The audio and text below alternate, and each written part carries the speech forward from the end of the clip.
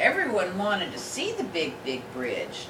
It had towers so high the tops touched the sky, and the valley beneath was so deep that when you were on the big, big bridge, you could barely see the ground. Thomas was excited about the new rail line. This really is a special day. Then Henry chugged up to Thomas. The big engine frowned. "I don't want to go to the mountains," Henry said nervously. "It's windy up there." Very, very windy. Henry didn't like the wind. "You're a big engine, Henry," Thomas said. "You shouldn't be afraid of a little wind." But Henry was afraid, and that made Thomas a bit afraid too. "Gordon, Henry, Thomas, hitch up your coaches. It's time for your first trip to the mountains." Percy and James were glad they didn't have to go. They were afraid to cross the big, big bridge too. Thomas and Henry chugged to the platform. Gordon, the express engine, was already there. His coaches were full of passengers. Annie and Clarabelle were soon hitched behind Thomas. "Hurry, hurry," they called. "All aboard," said the conductor. Sir Topham Hatt turned to the crowd and waved his hat one last time. "Toot, toot!" Gordon whistled, "Follow me." In a burst of steam, the big blue engine was off. Soon the trains were rolling through the countryside in a long line. Gordon took the lead. Behind him chugged Henry. Then, because he was the smallest, came Thomas. All along the way, people came out of their houses and cheered when they saw the trains go by. At the foot of the mountain, Henry slowed to a crawl.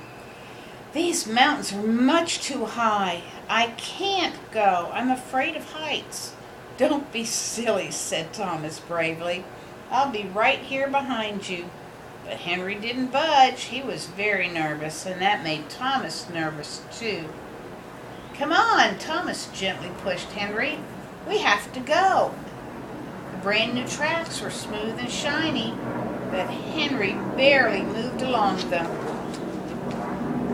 The tracks grew steep as Thomas and Henry pulled up the mountain. They could hardly keep up with Gordon. The big blue engine rushed ahead. Gordon was a strong engine. The steep tracks didn't tire him at all. "Wait for us," Henry called.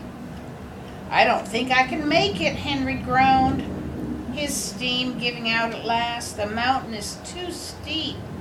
"Keep going," Thomas urged him.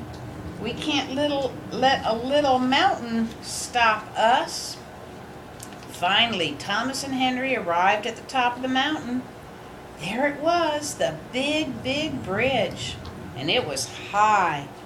It was windy up there too, very windy. "I won't go," Henry declared. "But we have to cross," Thomas said bravely. "Our passengers want to see the mountains on the other side." "Hurry, hurry," Annie and Clarabelle cried.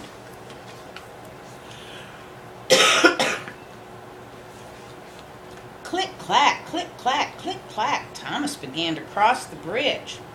Thomas looked up. He could see cottony clouds touching the top of the bridge.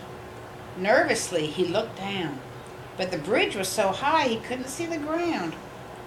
A sudden gust of wind shook the bridge. This scared Thomas, and he closed his eyes so tightly he couldn't see where he was going.